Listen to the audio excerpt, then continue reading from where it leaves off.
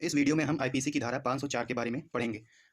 Chapter 22 of Indian penal code deals with criminal intimidation, insult and annoyance, and section 503 to 510 has been covered under this chapter, and the section 504 of Indian penal code deals with intentional insult with intent to provoke breach of peace। Means भारतीय दंड संहिता की धारा 504 शांति भंग करने के आशय से साशय किए हुए अपमान से जो अपराध कारित होता है उस अपराध के बारे में बात करती है। सबसे पहले हम इस सेक्शन को बैरक की लैंग्वेज में पढ़ेंगे, उसके बाद इसे सरल भाषा में केस लॉ के थ्रू समझेंगे।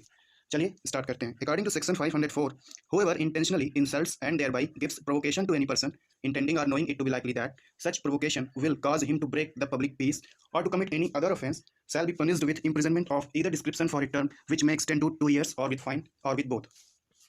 धारा 504 यह कहती है कि जो कोई साशय किसी दूसरे व्यक्ति का अपमान करता है और अपमान करते हुए उस दूसरे व्यक्ति को उकसाता है या इरादा रखते हुए या जानते हुए कि इस अपमान से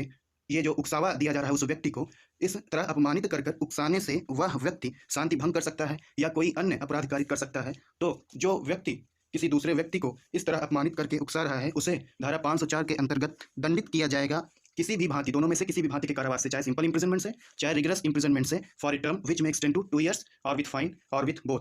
फिर से समझते हैं। धारा 504 के अनुसार अगर कोई व्यक्ति साशय किसी व्यक्ति का अपमान करता है और अपमानित करके उसे उकसाता है या इरादा रखते हुए या जानते हुए भी उकसाता है कि इस प्रकार अपमानित करके उकसाने से वह व्यक्ति शांति भंग कर सकता है या कोई अन्य अपराध कर सकता है, तो इस तरह उकसाने वाले व्यक्ति मतलब जिस व्यक्ति ने इस तरह अपमानित करके उकसाया है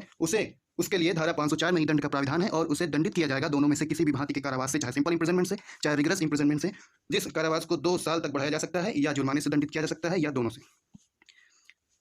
Patna High Court in Gauri Shankar versus Bachcha Singh 1939 held that the question of whether an insult was intentional or not is a question of fact and not of law. The test is that it should give provocation to cause a breach of public peace।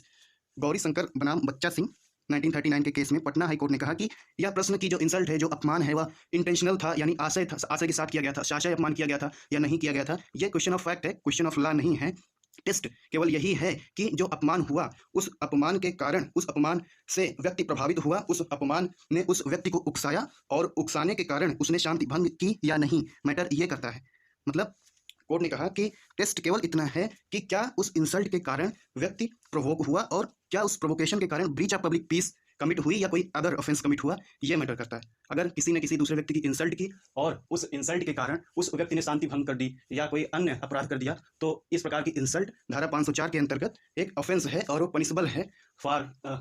वो imprisonment से punishable है, जो कि 2 साल तक बढ़ाई जा सकती है, या जुर्माना, या दोनों, इम्प्रिजनमेंट और जुर्माने दोनों से दंडनीय हो सकती है। तो इस तरह इस वीडियो में हमने धारा 504 के बारे में पढ़ा और उससे रिलेटेड एक केस लॉ को भी समझा। अगर आपको भी फिर भी कोई डाउट हो तो कमेंट बॉक्स में please you can comment. Thank you for watching this video.